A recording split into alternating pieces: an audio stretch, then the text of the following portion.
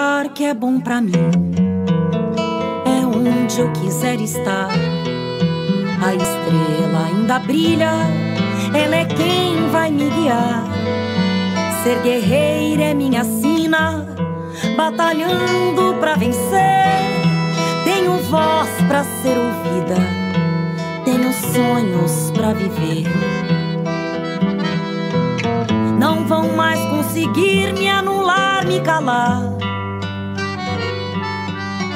Ninguém vai me impedir de cantar e lutar. Seja em casa, no campo, na rua ou na praça. Chega de mordaça, agora eu vou falar. Porque eu sou mulher pra fazer acontecer. Eu sou uma delas, são elas por elas, ocupando os espaços de poder. Nessa semana no TV Elas por Transformação falamos sobre o Novembro Negro. Eu sou Ieda Leal, sou militante do Partido dos Trabalhadores e das Trabalhadoras. Hoje aqui para reafirmar a grande contribuição que o nosso partido tem dado para o Brasil, em especial para a organização das mulheres negras dentro do partido. Nós somos uma grande força desse país. Fazemos parte da maioria absoluta da população brasileira. E o nosso partido tem nos ajudado na grande reflexão de como lutar melhor numa unidade de resistência contra todo tipo de opressão. Nós, mulheres negras, temos participado intensamente da construção do Partido dos Trabalhadores e das Trabalhadoras. Mostrado caminhos, lutado junto, tendo como grande objetivo a luta contra o racismo. Nós não nos esquecemos de que o machismo faz muito mal. Nós estamos dentro do nosso partido para discutir todos os pontos de pauta que nós, mulheres negras, entendemos ser absolutamente importante. Nós queremos educação pública de qualidade. Nós queremos saúde para a população do nosso país. Com o recorte, é lógico, com o recorte racial. Nós aqui estamos reafirmando, neste mais um ano de comemoração do nosso partido, aniversário de luta e resistência, que este partido tem contribuído para a grande reflexão de como nós podemos organizar a luta, vencer as eleições, colocar mais mulheres no poder para fazer melhor, para construir um país onde nós possamos olhar umas para as outras e nos sentirmos na segurança objetiva de continuarmos o que nós aprendemos com as nossas mais velhas. Com o princípio do respeito à vida dos outros. Portanto, o nosso partido tem ajudado nessa reflexão e nós temos contribuído para que esse partido possa ser grandioso, maior e que tenha a possibilidade de compreender que um outro mundo é possível através das nossas lutas diárias, insistentemente, chamando toda a população para uma grande organização em torno das nossas vidas. Partido dos Trabalhadores. É um orgulho pertencer a esse partido e saber que nós podemos, juntas, irmos mais longe e, com muita certeza, ocupar os nossos espaços. Espaços construídos pelas nossas mais velhas. Vamos trazer para esse espaço alguns nomes importantes. Luísa Bairros, Lélia Gonzalez e tantas outras que puderam, junto com outras pessoas, construir possibilidades de organização para que as mulheres pudessem estar hoje mais presentes neste partido, que é um partido grandioso, do tamanho do Brasil, que faz a diferença, que sabe que nós precisamos construir mais escolas. Precisamos lutar contra todo tipo de discriminação e preconceito. A gente precisa encarar de frente todas as dificuldades e lutar por emprego, por renda. Precisamos dizer a todos os dias, em todos os momentos, que nós estamos preparadas para a luta. Nós estamos aqui para enfrentar todo tipo de discriminação e preconceito, chamando para a responsabilidade todos aqueles que acreditam que essa terra é nossa. Hoje, nós, mulheres negras, decidimos que um dos grandes caminhos a ser percorrido por nós era chegarmos até o parlamento. Muitas de nós chegamos. Essa é uma agenda estabelecida em vários encontros que nós, mulheres negras, promovemos ao longo desses últimos anos. É certo que nesses últimos anos de governo golpista, nós tivemos grandes retrocessos, mas nós seguimos enfrentando o racismo para mudar as relações raciais no Brasil. Então, a grande tarefa de nós, mulheres negras, traçada nos nossos últimos encontros, é que nós deveríamos assumir candidaturas negras para que pudéssemos oferecer ao Brasil a grande possibilidade de compreender que mulheres negras pudessem também estarem presentes no parlamento. Hoje isso é uma realidade. Logicamente que nós nos somamos a grandes outras lutas importantes para o Brasil. A defesa do meio ambiente, contra todo tipo de violência, educação, saúde, transporte, moradia. Eu já disse aqui, emprego, e reafirmo.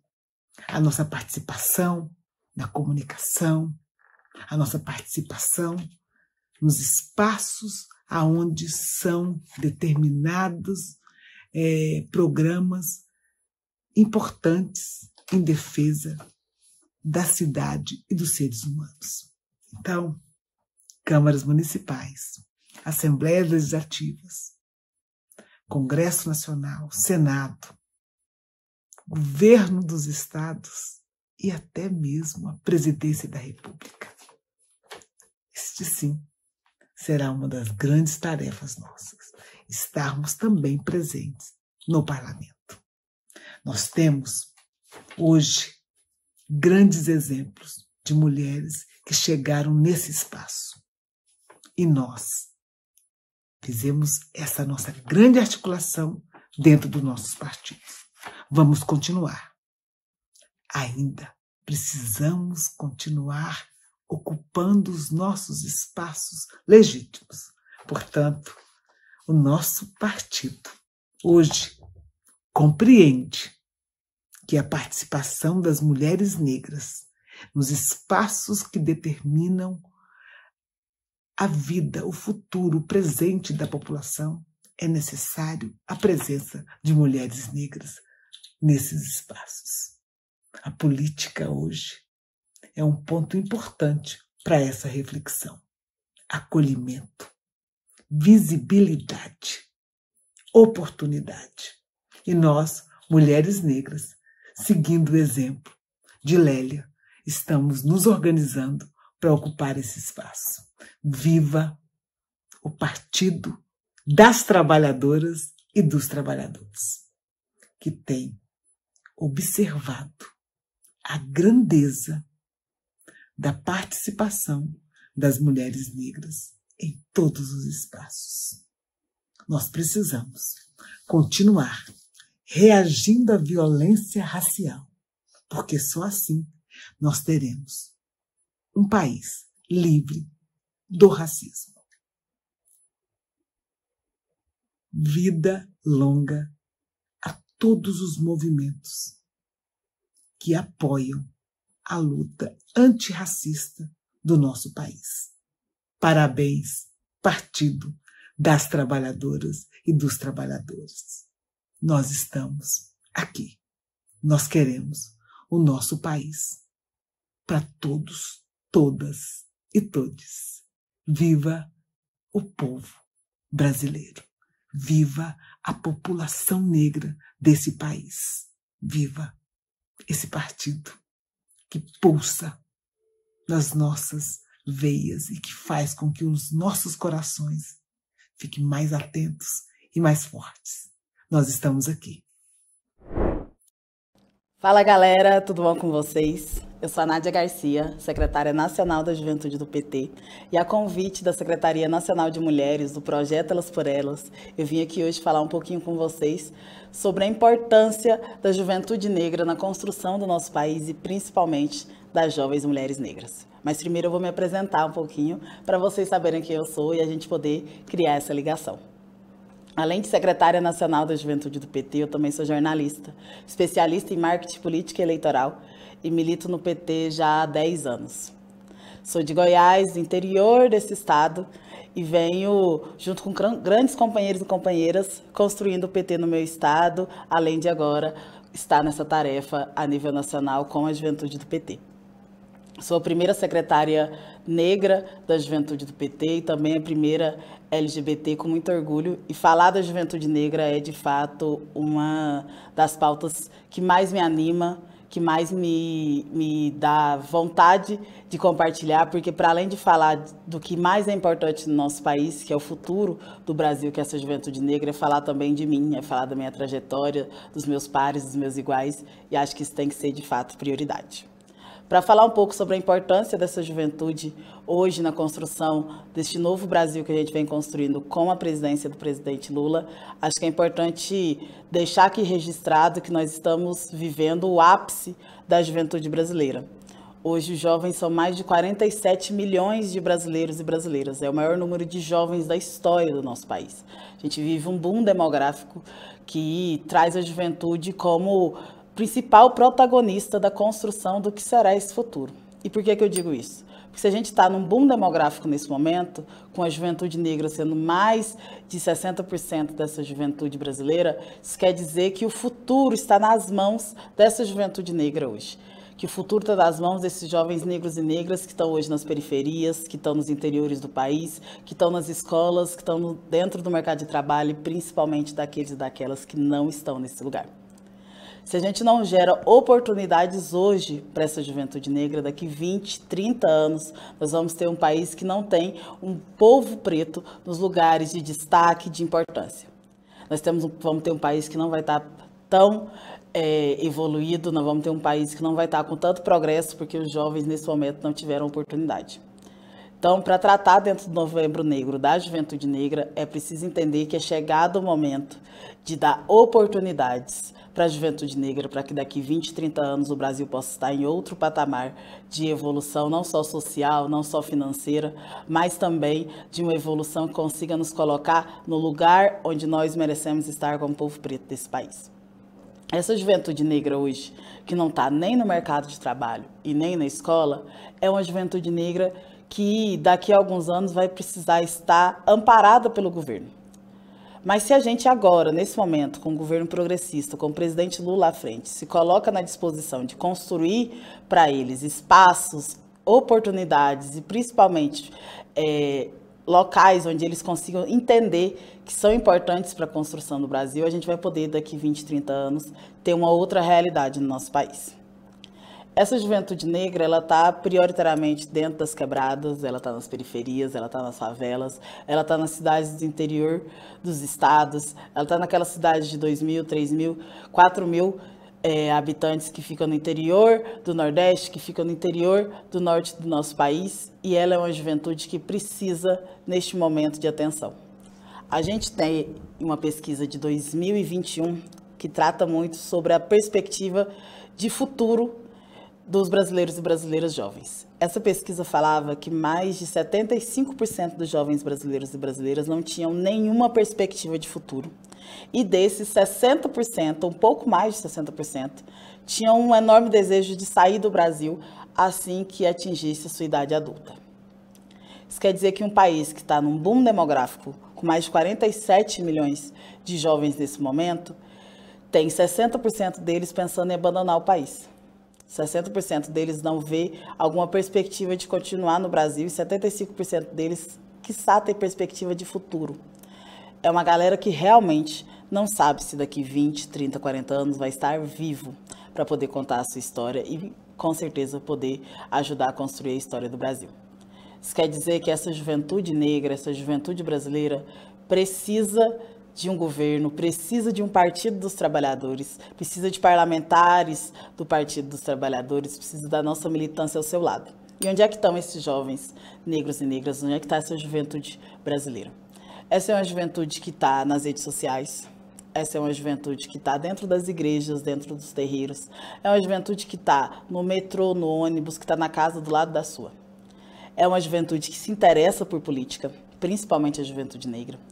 Fora dessa perspectiva de se interessar para a política do jeito que a direita pensa que essa juventude se interessa, né? Que é uma perspectiva de ocupar a política pelo salário, pelo cargo. Essa é uma juventude que se interessa por política, mas para debatê-la, para ser protagonista da construção do que vai ser essa nova fase da política no Brasil. É uma juventude que foi responsável pela eleição do presidente Lula, porque desde o começo da pré-campanha, o presidente Lula sempre liderou entre a juventude, e principalmente entre a juventude negra. É uma juventude que votou no presidente, que pediu voto para o nosso presidente, mas que não necessariamente vai se organizar dentro do Partido dos Trabalhadores. Nós, enquanto Secretaria Nacional de Juventude, temos a tarefa de trazer esses jovens para dentro do Partido dos Trabalhadores e das Trabalhadoras, que é, de fato, o maior instrumento de organização social do nosso país. Boa tarde, bom dia, boa noite a todas, todos. Meu nome é Matilde Ribeiro. Eu sou atualmente professora na Unilab, Universidade da Integração Internacional da Lusofonia Afro-Brasileira. Essa universidade está sediada em 2 estados do Brasil, no Ceará, na cidade de Redenção, e na Bahia, na cidade de São Francisco do Conde. E eu estou falando do Ceará, embora seja paulista. Fui também ministra da Igualdade Racial nas primeiras versões do governo Lula, no período de 2003 a 2008.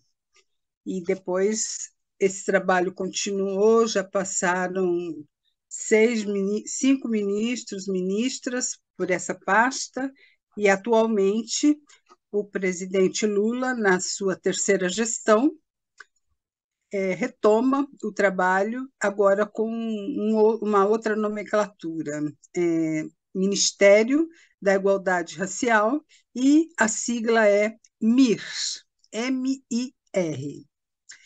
Estou aqui hoje para falar do mês das atividades e da importância de reflexão e ação em torno das proposições da ONU, Organização das Nações Unidas, que já há muito tempo criou 2 marcos de luta, claro que a partir da realidade das desigualdades e das discriminações e violências no mundo, e também reconhecendo o potencial organizativo das populações negras pelo mundo afora e também das mulheres, destacando crescentemente nas últimas décadas a organização das mulheres negras.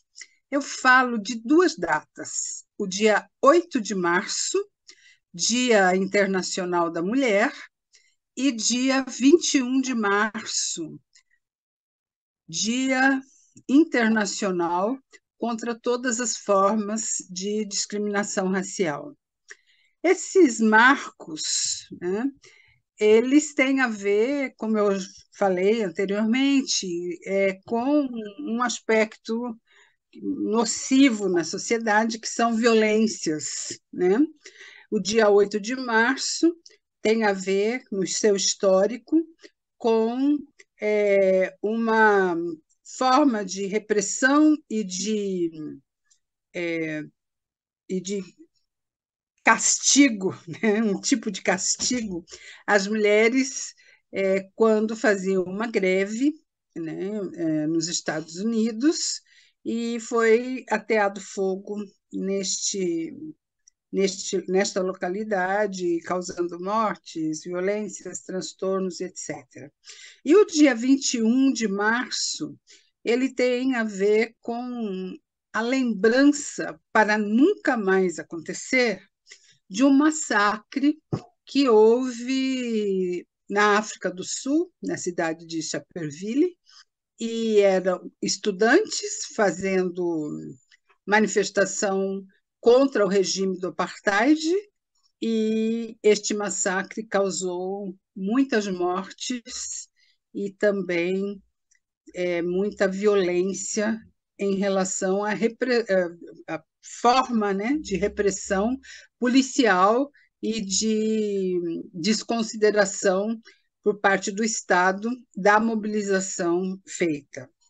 Então, esses dois marcos, eles têm a ver com a existência dos racismos, né, porque ele se manifesta de maneira diferenciada em cada país, em cada tempo histórico, mas a marca é sempre a sobreposição de uma raça subordinando outra raça, né? A forma mais tradicional e perpetuada de racismo é a geração de privilégios para as populações brancas, para as populações de origem europeia, em detrimento da população negra e indígena, e dependendo de onde acontece o racismo, a xenofobia, a discriminação, também contra povos vindos de outros lugares e assentando-se em diversos países em busca de melhor condição de vida, né? Estas formas, né, eu falei um pouquinho do racismo, mas vou falar também do machismo, né, que é a sobreposição e a construção de privilégios históricos para os homens em detrimento das mulheres. São históricos, né, e há uma combinação, né, hoje chamada de intersecção entre gênero, raça e classe social, né? A somatória das negatividades em relação a humanidades e cidadania, com repercussão da condição de classe, de gênero e de raça, ela promove uma divisão na sociedade e também atrapalha, dificulta, né, impede o desenvolvimento pleno das sociedades, né? E essa intersecção, que do ponto de vista das discriminações é histórica, e também das desigualdades, ela também pode ser vista do ponto de vista do processo organizativo desses grupos que eu mencionei, que sofrem discriminações históricas, o processo de rebeldia, o processo de luta permanente por direitos, por justiça, por democracia.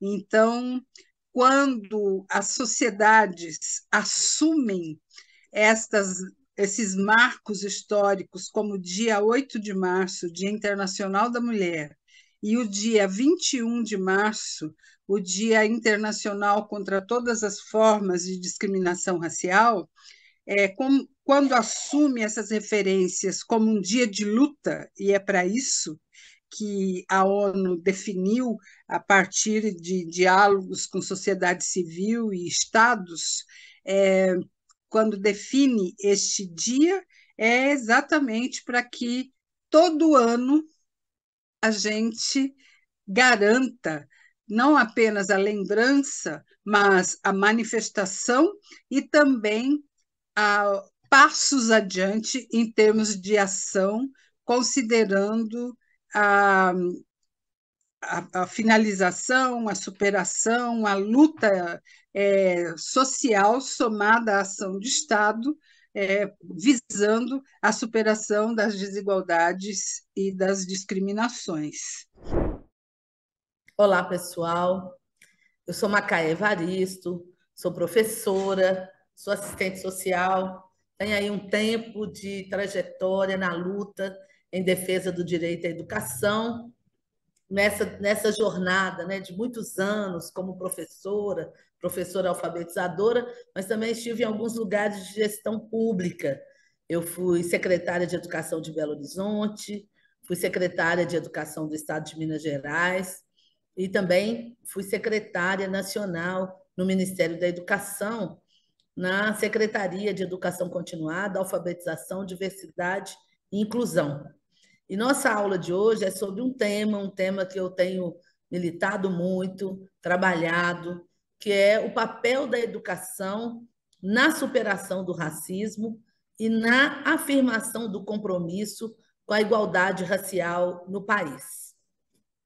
Nós estamos aí nessa aula também nos aproximando do dia 21 de março, que é um dia de luta contra a discriminação racial, também um dia em que a gente marca a luta contra a intolerância religiosa, e nós sabemos que a educação ela tem um papel fundamental, estratégico, na construção de uma sociedade democrática, de uma sociedade inclusiva, de uma sociedade antirracista.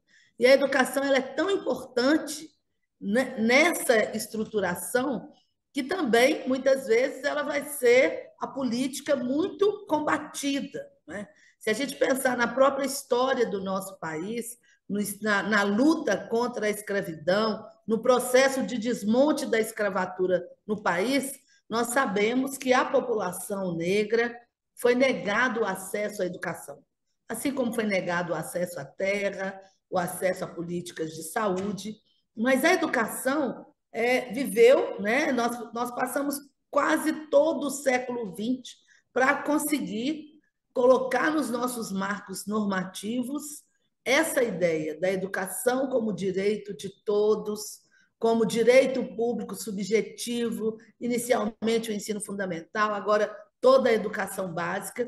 E nós sabemos que universalizar o acesso à educação básica e universalizar, né, o acesso à educação superior ainda é desafiante. Se na educação básica hoje, né, nós chegamos a alcançar 97%, 98% de inclusão, nós sabemos que, por efeito do governo anterior e também da pandemia, nós diminuímos muito, e esse é um problema hoje no nosso país. Caiu o número de matrículas na educação básica. Então, quando a gente olha sob o ponto de vista do acesso, né, número de matrículas na educação infantil, no ensino fundamental, no ensino médio, nós sofremos aí um retrocesso muito grande. Na verdade, nós vivenciamos um desmonte, né, da política do direito à educação, um desmonte da escola pública nos governos Temer e Bolsonaro. A primeira medida, né, de ataque à educação, ainda no governo Temer, foi a aprovação da Emenda Constitucional 95 de 2016, que congelou investimentos para a educação por 20 anos. Nós vimos na sequência a aprovação da reforma do ensino médio, que a gente sabe que penaliza principalmente os estudantes pretos, pobres, favelados, porque é uma reforma que não leva em consideração a pluralidade de sujeitos e de situações que nós temos no nosso país. Posso dizer do meu estado, um estado com 853 municípios, em que nós temos mais de 300 municípios com uma população menor que 10 mil habitantes, municípios de grande extensão territorial, e que a gente não tem um adensamento populacional e que, portanto, um projeto de ensino médio, né, que diz que vai propiciar escolhas, a gente sabe que não se efetiva, mesmo porque, num contexto regular, nós já sabemos da ausência, da falta de professores, como, por exemplo, nas áreas de físicas, nas áreas de matemática e de química, e o que a gente está observando é, na verdade, uma oferta prejudicial a um número significativo de estudantes. Mas, para a gente ir fundo na nossa agenda, né, a educação e o papel que ela exerce no combate ao racismo, no combate à discriminação. É bom a gente lembrar que a negação do direito à educação deixa, né, marginalizado uma imensidão de pessoas, mesmo porque a gente passa a não poder ter acesso a uma série de tecnologias, e isso acaba também nos impedindo de ter uma inserção melhor no mundo do trabalho. Isso nos elimina da esfera dos direitos.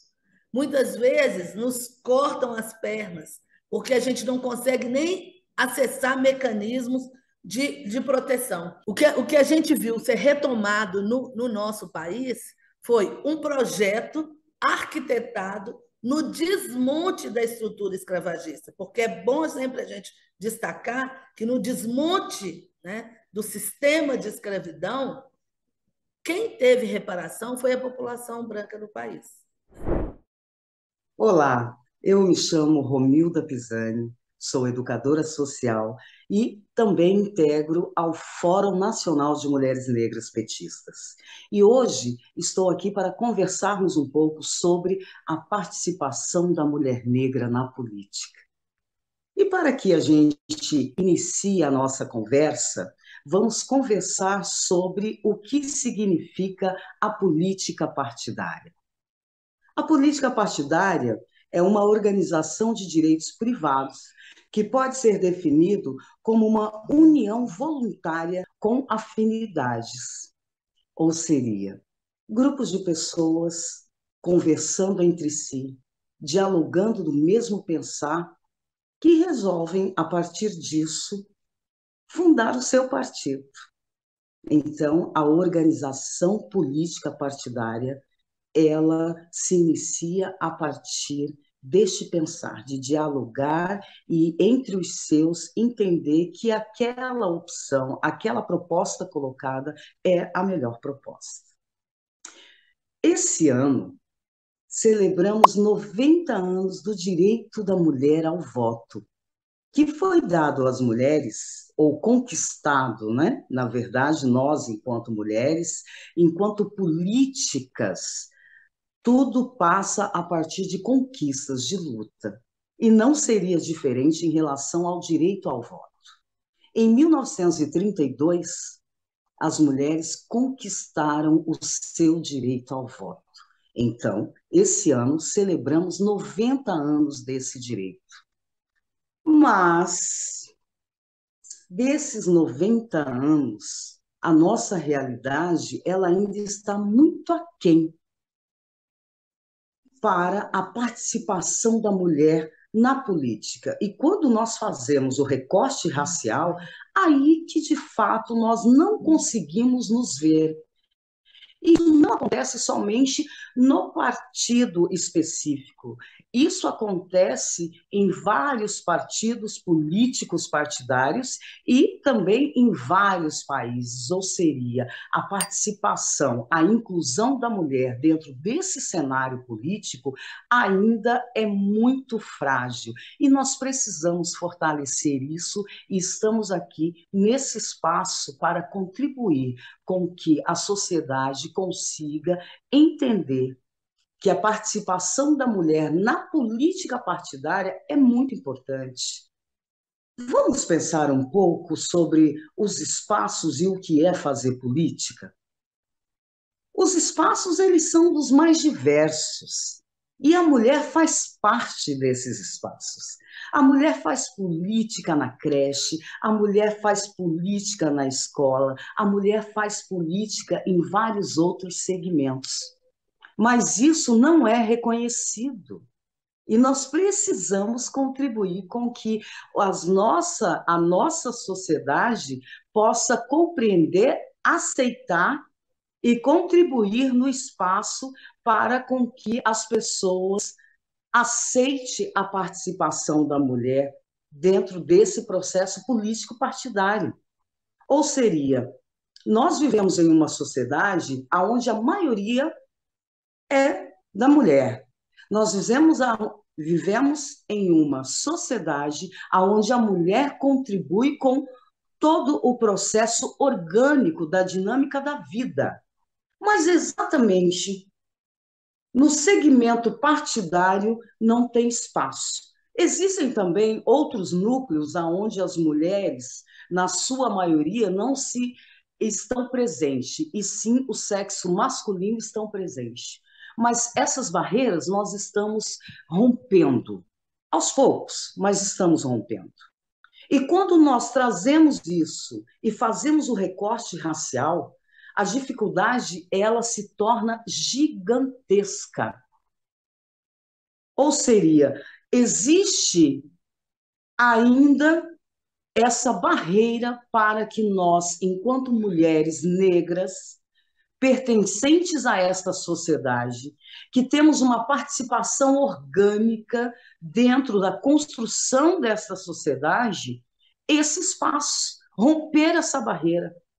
Nós temos mulheres negras com total capacidade para atender a todos os quesitos de uma parlamentar, mas é a pigmentação da pele. É esse racismo estruturado, é esse racismo institucional, é esse racismo sistêmico que faz com que a mulher não caminhe, que a mulher negra não consiga alcançar o seu objetivo. Ela faz política na escola, ela faz política na creche, ela faz política no supermercado, ela faz política dentro de casa, ela faz política no seu ambiente de trabalho, mas quando ela se apresenta para fazer política partidária, a sociedade silencia. E olha que parte dessa sociedade é a sociedade brasileira afrodescendente. Ou seja, existe um mecanismo que nós precisamos romper para que essa estrutura racista se desmonte e nós, então, passamos a ter a referência da mulher negra no parlamento. Nós precisamos disso, romper essas barreiras, dando credibilidade para as companheiras negras capacitadas a ocuparem esses espaços. São espaços dos quais ela já pertence, mas, porém, não tem visibilidade. E quando eu digo esse já pertence, é no sentido de que a política ela é feita e ela é construída no seu dia a dia. E mesmo sendo construída no seu dia a dia, com toda a participação da mulher negra, ainda assim, quando ela se apresenta para o pleito eleitoral, existe essa dificuldade. Eu estou trazendo esses pontos no sentido que possa contribuir para a nossa reflexão no porquê que a mulher negra, ainda nos dias de hoje, não se vê representada, na sua maioria, nos parlamentos. Ou seja, nós temos uma política conservadora, uma forma de conduzir a política desse país com base no conservadorismo. O perfil é um perfil hétero, branco, é um perfil que não atende à diversidade do nosso país, que não atende à diversidade da nossa população brasileira. Meu nome é Nazaré Cruz, eu sou de Belém do Pará, sou militante do Movimento Negro, sou da CONEM, né, que é a Coordenação Nacional de Entidades Negras, estou secretária de Formação Política do PT Pará. Sou mãe, né, e hoje eu estou passando aqui para a gente conversar um pouquinho sobre a Amazônia, sobre a população negra da Amazônia. Sou licenciada em História, com especialização em Relações Étnico-Raciais. Nos últimos tempos, o enfrentamento da questão racial na Amazônia tem sido bastante delicada. Primeiro, nós precisamos falar de uma Amazônia muito diversa, né? Uma Amazônia com população negra, com uma presença significativa da população negra, com uma presença de povos indígenas. Porém, quando se fala em Amazônia, outros lugares fora da região norte, fora desse território, se tem muito uma imagem de que não tem negros e negras nessa Amazônia, mas tem. No Pará, por exemplo, nós somos mais de 70% da população. E essa Amazônia negra, ela é uma Amazônia invisibilizada. Você vê tantos debates sobre a Amazônia, você pouco ouve falar sobre a população negra da Amazônia. E essa população negra da Amazônia, ela é ribeirinha, ela mora na floresta, ela mora nos campos, ela mora na cidade. Nós temos inúmeras comunidades remanescentes de quilombo na Amazônia. No Pará, nós temos mais de 500 comunidades remanescentes de quilombo identificadas em processo de titulação. Então, a gente precisa falar desses territórios. E falar do enfrentamento ao racismo nessa região, primeiro é falar de um processo de invisibilidade, segundo é pensar que existe o Brasil e existe a Amazônia da floresta, da biodiversidade, mas a Amazônia composta por pessoas, por populações, territórios esses afetados pelos grandes projetos pensados nacionalmente e que vêm para esses territórios, que inundam os territórios quilombolas, que promovem o deslocamento dessas famílias, sem levar em conta os impactos ambientais, o que isso causa, porque muitas dessas famílias vivem da agricultura, vivem da pesca, e esses grandes projetos que são instalados aqui na Amazônia, eles não levam em conta todos esses impactos ambientais para esses territórios. E é dentro desses territórios, de terras quilombolas, né, de terras de populações indígenas, que esses grandes projetos impactam essas comunidades. Então, nós temos um processo de um racismo ambiental muito forte nessa região, e nós precisamos falar sobre isso. As organizações do movimento negro, aqui na região, tanto os movimentos negros urbanos, quanto os movimentos negros ligados à população quilombola, elas têm feito denúncias, têm feito grandes enfrentamentos em relação a isso, mas nós percebemos que pouco se ecoam essas vozes. Nós, aqui no Pará, aqui em Belém, estamos pretendendo sediar a COP30, né? E todo mundo quer conversar sobre isso, todo mundo quer falar da Amazônia, todo mundo quer falar da Amazônia, mas não quer que a população da Amazônia fale sobre essa Amazônia, porque nós moramos aqui, nós residimos aqui. Então, nós precisamos falar de nós precisamos falar desse território, nós precisamos falar desses impactos que tudo isso traz para nós. Tem a população indígena que está sendo dizimada, mas tem a população quilombola que também está sendo obrigada a sair dos seus territórios, porque os grandes projetos passam por dentro desses territórios. Essa população é expulsa das suas áreas, essa população é impedida de acessar seu próprio território. Então, você imagina os conflitos que isso geram. Nós temos conflitos dessa demanda aqui no Pará e temos em outros estados também. Então, esse processo de enfrentamento é pensar uma Amazônia que tem pessoas, é pensar uma Amazônia que produz conhecimento, é pensar uma Amazônia que tem um conhecimento ancestral, é pensar uma Amazônia que pensa um Brasil a partir de uma outra perspectiva. Aqui existe produção científica, aqui existe produção intelectual, então nada sobre nós sem nós aqui na Amazônia. Nós queremos estar nas mesas do debate, nós queremos decidir sobre as nossas vidas, sobre os nossos rumos. E é uma Amazônia de biodiversidade, mas que não adianta de nada preservar essa floresta, entre aspas, se não preservar a vida da população que mantém essa floresta em pé. Então, nós precisamos valorizar as populações que moram na Amazônia, a população negra que vive na Amazônia e que, infelizmente, está invisibilizada nesse debate nacional e internacional sobre a Amazônia. Olá, mulheres de luta, eu me chamo Dandara, sou professora, moradora de periferia, uma jovem mulher negra que aprendeu desde muito cedo que para nós desistir nunca foi uma opção, coragem é uma necessidade. Eu cresci participando dos movimentos sociais, me engajei mesmo no movimento estudantil e fui percebendo que a mudança que a gente tanto queria deveria começar em nós. Em 2020, eu aceitei o desafio de ser candidata a vereadora em Uberlândia. Construímos muitas lutas e o resultado foi uma vitória política e também eleitoral. Eu fui vereadora mais votada da cidade, com 5.237 votos. É nesse espírito de ocupar os espaços e fazer resistência que eu presidi duas comissões importantes na Câmara Municipal, a Comissão de Igualdade Racial e a Comissão de Participação Popular.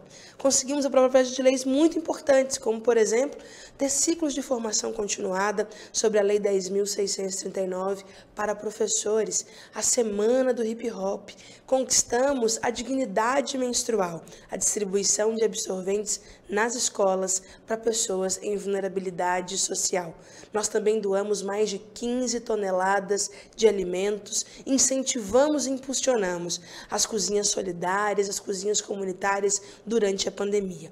Fizemos muitos debates e proposições importantes, como a renda básica emergencial municipal. A nossa atuação expandiu e eu aceitei de novo o desafio de ser candidata a deputada federal. Foi muito rico perceber que a realidade de Uberlândia era também a realidade de outros lugares, que as demandas que a gente tinha na minha cidade eram demandas muito semelhantes a outras regiões de Minas Gerais. Nós construímos uma campanha ousada, combativa, apresentando para as pessoas projeto, proposta, disputando corações e mentes. Assim, nós tivemos 86.034 votos, sendo a primeira mulher negra deputada federal pelo PT de Minas Gerais. Chegamos agora na Câmara Federal representando esse legado ancestral, das que vieram antes de nós e abriram muitos caminhos para que a gente pudesse estar aqui hoje. E nós queremos continuar ocupando os espaços para fortalecer mais mulheres na política. As mulheres do PT sempre foram vanguarda dos principais debates das mulheres e do feminismo no nosso país. Tanto as mulheres na política, no sindicato, na associação de moradores, as trabalhadoras domésticas, as professoras, em todas as áreas em que houve construção e organização das mulheres, as mulheres do PT sempre estiveram lá. Se nós temos hoje, por exemplo, a reserva de vagas para mulheres em espaços de direção partidária como algo obrigatório, é porque as mulheres do PT, mesmo antes desse debate circular, já faziam esse debate internamente na instância partidária. Se nós temos hoje, por exemplo, uma reserva de recursos de financiamento público de campanha para impulsionar as mulheres que se candidatam, é porque as mulheres do PT também protagonizaram essa luta. E no campo dos direitos sociais das mulheres, nós também fomos as principais responsáveis por liderar marchas, movimentos, organizações e coletivos. Eu fico muito feliz em olhar para trás e saber que os nossos passos vêm de longe, como já dizia Lélia Gonzalez, e que nós estamos agora dando continuidade a tantas lutas. Foram nos governos do PT que nós tivemos mulheres ministras, ministra da Igualdade Racial, Ministério das Mulheres, que nós tivemos mulheres ocupando as principais pastas do nosso governo. E é também nesse momento que nós vamos apontar para uma agenda de futuro, reconhecendo que o nosso legado é ancestral, que a nossa luta não começa e nem termina em nós, mas que a nossa agenda é muito urgente. Nesse governo Lula temos 11 mulheres ministras. É um marco histórico para o nosso país. E mulheres em todas as áreas e em grandes áreas, como por exemplo no Ministério da Saúde. É muito importante que as mulheres estejam na linha de frente desses ministérios estratégicos, porque só quem sente na pele as dificuldades do dia a dia, a falta que faz o parto humanizado, a violência contra a mulher no atendimento também no SUS, é que sabe as demandas que nós precisamos para construir uma agenda de fato conectada com os principais desejos e anseios. Nós também temos uma mulher indígena, ministra dos povos indígenas. Nós temos Aniele Franco, ministra da Igualdade Racial. E acho que a presença dessas mulheres que vivem e convivem cotidianamente com tantas realidades diferentes vão contribuir para uma agenda de governo conectada com a realidade, conectada com os desafios do nosso tempo. O PT faz 43 anos e nós estamos construindo cada vez mais políticas de emancipação, promoção de direitos e igualdade do nosso povo. Não foi pouca coisa eleger a primeira mulher presidenta do nosso país. Nós sabemos o que significa isso para as mulheres, para impulsionar mais mulheres na política e em todos os espaços de poder. Eu tenho muito orgulho de estar em um partido que também é presidido por uma mulher. Isso faz muita diferença no dia a dia da organização partidária. E eu tenho certeza que o PT terá mais 43, mais 43, mais 43, porque nós estamos vivas e continuaremos ocupando todos os espaços de luta e de representação do nosso povo. No dia 8 de janeiro, quando invadiram o Congresso Nacional, o ambiente mais depedrado foi a liderança do PT. Em 15 dias, nós reconstruímos a liderança do PT. Em um mês de governo, Lula já mostrou a que veio. E vai ser assim a nossa agenda de reconstrução do nosso país. Conectada com os desafios, andando juntos, de mãos dadas e com o coração pulsando sentimentos revolucionários. Anote na sua agenda e compartilhe as aulas do TV Elas por Elas Formação com as suas companheiras. Obrigado, então, reveja esta e outras aulas na playlist TV Elas por Elas Formação, no canal da TV PT no YouTube ou em formato de podcast no Spotify. Muito obrigado pela presença.